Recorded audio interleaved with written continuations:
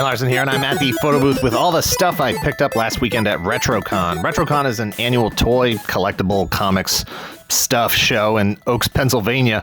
Featured guests included Larry Kenney, the voice of Lion-O from Thundercats, Samantha Newark, the voice of Jem from Jem, Sergeant Slaughter, the voice of Sergeant Slaughter from G.I. Joe. Tim Clark, the creator of Sectars, was there as well, and fellow YouTuber, toy YouTuber, Pixel Dan.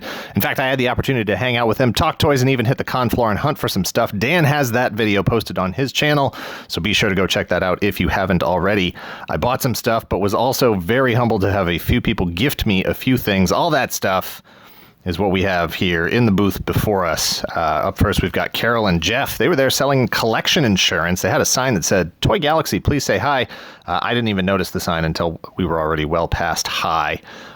They actually gave me a bag of all kinds of random stuff, including we got the Superhero Squad, Wolverine, and Psylocke up front here. Also, these three tiny Transformers, who I'm pretty sure are a set. I'm pretty sure they were all sold together. Armada, maybe. I don't remember specifically what line that comes from, but they were also in there. We've also got an assortment of anime figures. I don't know exactly what series these are all from. And this gal doesn't want to stay up properly, so I'm going to let her lean. But we've also got this one who is leaning up against the basilisk. We've got this dude back here, who I'm going to go out on a limb and say is from Gundam Seed Destiny. I don't know who that is. There's this dude over here who is a Gundam pilot guy. And then I don't know who this is either with the giant anchor. So help me out in the comments. Let me know who all those characters are, because they are all outside of my knowledge base. I'm going to put them all over here. Also included in the batch of stuff was this Soundwave. And then I think, the Gundam Mobile Suit in Action Gundam, the Camphor here. And then back in the back here, I'm going to slide these guys over. Camphor can go back here. Lost a helmet. Fett fell over. Back in the back here. This is the episode where you guys help me out. I can never remember what the name of these guys is. I do have a few of them already. I don't know how many figures were actually produced. I don't even think it's actually a major brand. Oh, it's just Takara, not a major brand or anything. But I don't know how these figures made their way to the U.S. I know they were released in the U.S. I don't think they were actually released by Hasbro. I feel like they would have been. But 1988 Toho Takara. I don't know what these guys are called. I don't know what they were called in Japan. I don't know what they were called in the U.S. But I do have some other random ones that were included in another collection that I picked up at a flea market at some point. And that's just how I found them. They're about the size. They remind me of like Centurions, but also like, Power Rangers and RoboCop and all kinds of other, Sigma 6 G.I. Joe, all kinds of other stuff. They have armor plates and weapons and stuff that snap on. And they're really awesome. These guys need to be cleaned up a little bit. But and actually, this is more accessory pieces than the figures that I already had included with them. So I'm very excited to see that and to try to pull this whole collection together and see what I've actually got and track them down and learn a little bit more about them.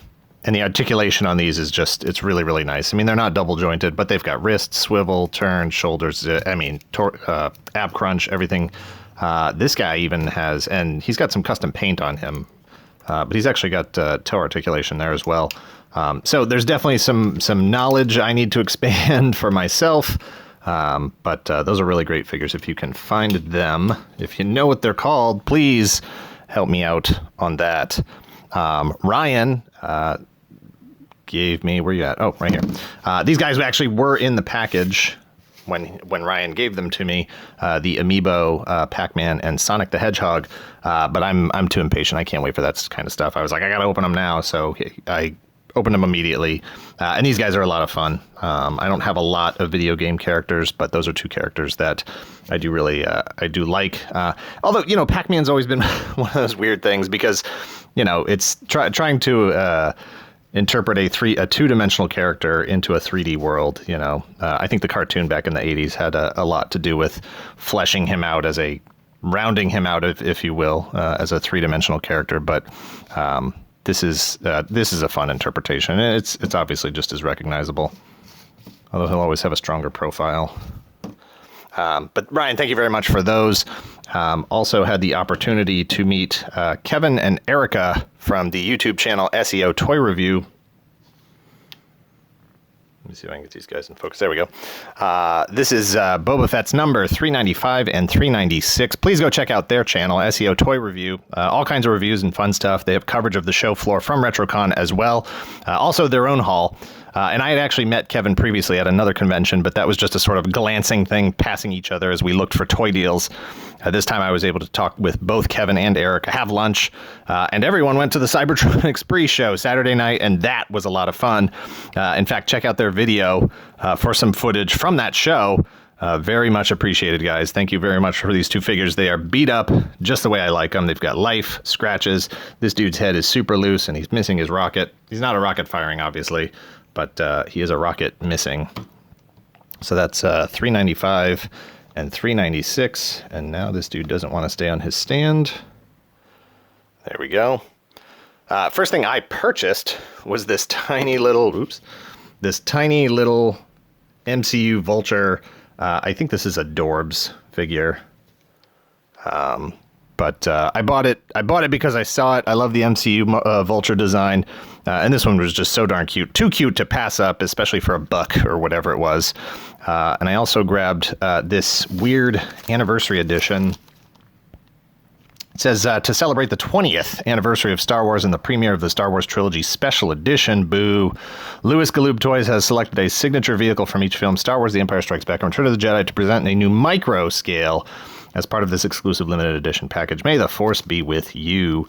And it's still in the plastic sleeve here. It's not going to be for long. In fact, it's not going to be right now.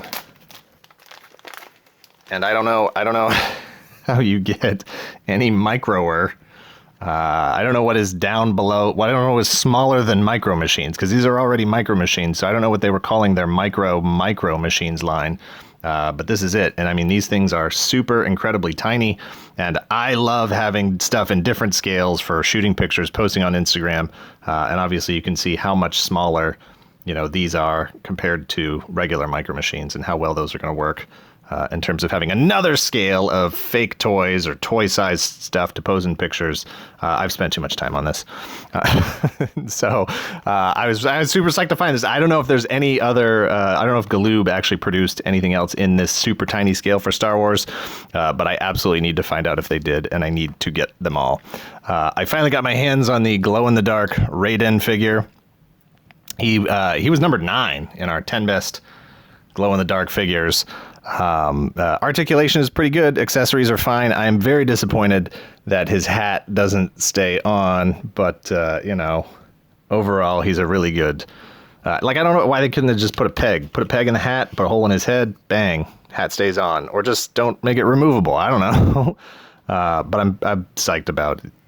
I'm psyched about having another great, and he's kind of almost translucent too, the way this glow-in-the-dark figure was made. So I'm always down for a figure that can cross both of those categories. And at some point not too long ago, I started collecting the Marx U.S. Presidents figures that they started, I think in the late 50s, they started producing these. Mid-50s maybe. But I only have like 3 or 4 of them coming into this. One of them is actually, it's still in the plastic bag it came in, but we did a wall change not too long ago, earlier this year, and I put them somewhere, and now I don't know where they are. There was a table at the show, there was a booth at the show, a vendor that had the entire set. I posted a picture of it on Instagram. The set only goes up to like the Nixon years. And it was the entire set for $50, but I didn't want to spend $50 on the entire set. And they were the painted versions, but they're not painted very well. So another vendor had these unpainted versions, and I'm mostly pretty sure that I didn't already own any of these. I got Mr. and Mrs. Eisenhower, John Adams, William McKinley, and Roosevelt. I'm pretty sure I have Taft. I can't remember who else. Teddy Roosevelt, I think. I'm not positive, honestly, but these were $1 each. And I'm going to see if my pal Rich, if I can get him to paint them up for me. I don't know. He usually does like, you know, miniature sized stuff. This might be too large for him. But I'm going to see if I can pay him in action figures or something, convince him to do that. But I also grabbed Billy Batson, Shazam. Ooh, this figure doesn't stand too well. He's got elbows but no knees. We got Adam Strange and Red Tornado. Come on now. There we go. Billy doesn't go. This Billy doesn't go with this Shazam originally. Shazam is a DC Universe Classics figure from Mattel. Billy, one of the only Billy Batson figures that's ever been made, is a DC Direct figure. But whatever. They work fine together. Scale is fine and style is fine. There is another Billy Batson out there that's a little bigger and has a face that maybe would work a little bit better with that Shazam. But that one wasn't there, so who cares? And I also liked that... They all color coordinated very nicely. And I mean, come on now, Rocket Pack, this guy, he's just the DC Universe version of Boba Fett in terms of the way he looks, as far as I'm concerned. Mrs. Toy Galaxy, oh, hang on, let me move this stuff out of the way here. Mrs. Toy Galaxy picked up this Ewoks cup featuring, we got Wicket and Princess Nisa on here, and they're planting a tree. On the other side is their... goat horse thing. I don't know what that is. And in the back, let's see if I can get this without knocking over anything else. A Return of the Jedi Ewok, Wicket the Ewok, watercolor painting set with the same donkey horse, whatever this is, and Wicket there. Wicket looks older here than he does in the movie. And I'm going to slide that back over there. Mrs. Toy Galaxy also picked up the Basilisk, the Serpent of Slytherin over here. I'm not sure if this thing is going to work for me here. 1 second. Let's see if it's on.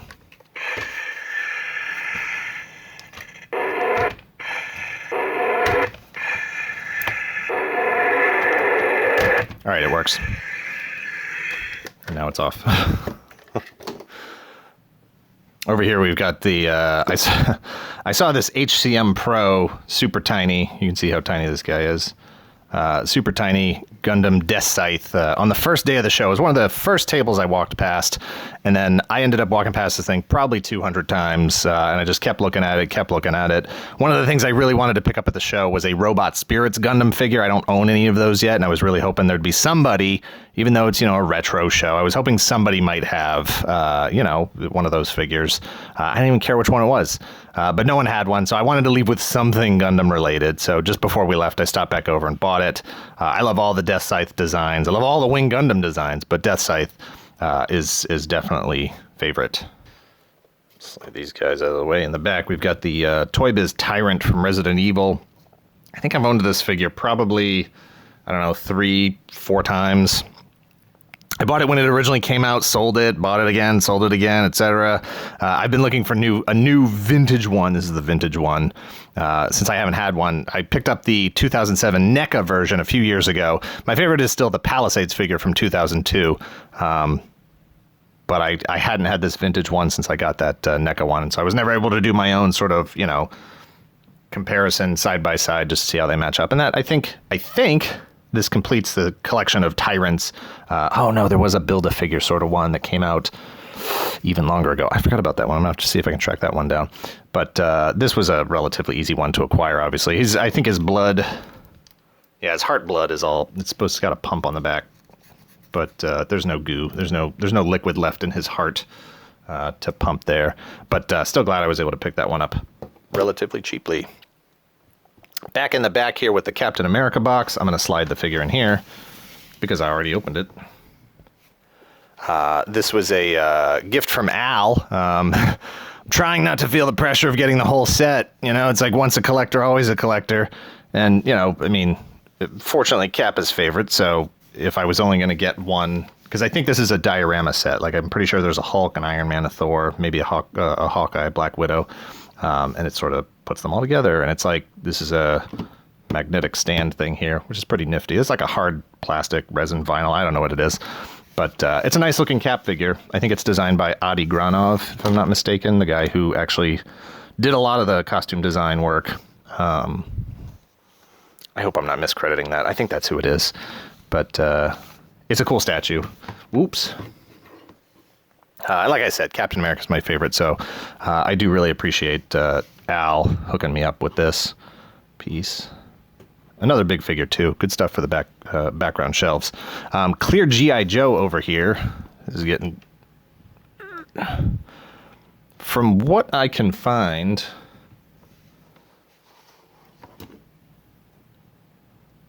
He's kind of sticky, as translucent figures can sometimes be. From what I can find...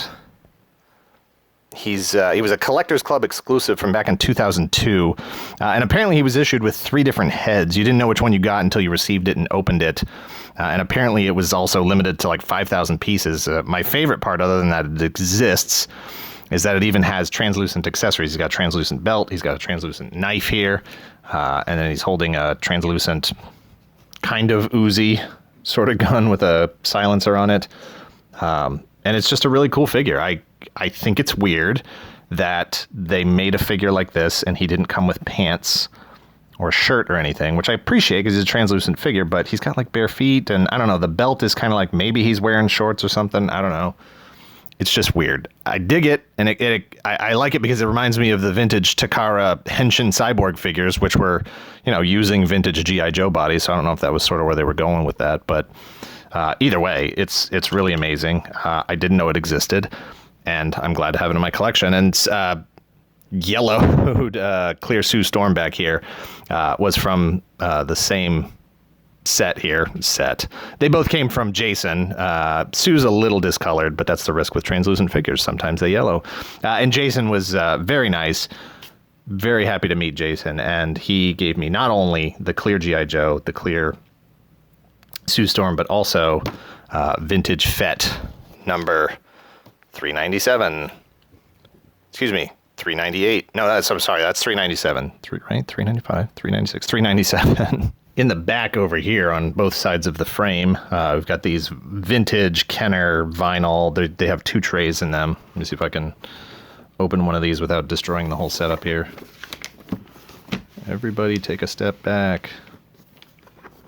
So these just have a snap. They're supposed to have a handle on the top, but the handle on this one is gone. And there's just 2 plastic trays in here. It holds 24 figures.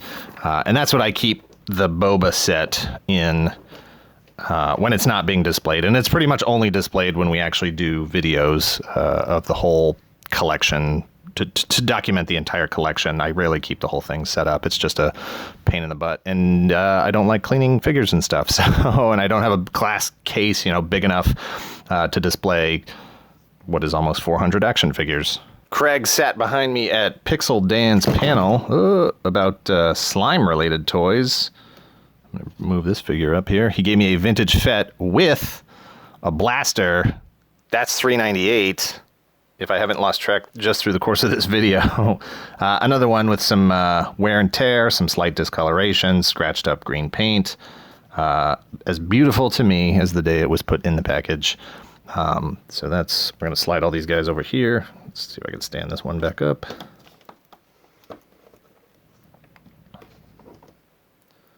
That's those guys.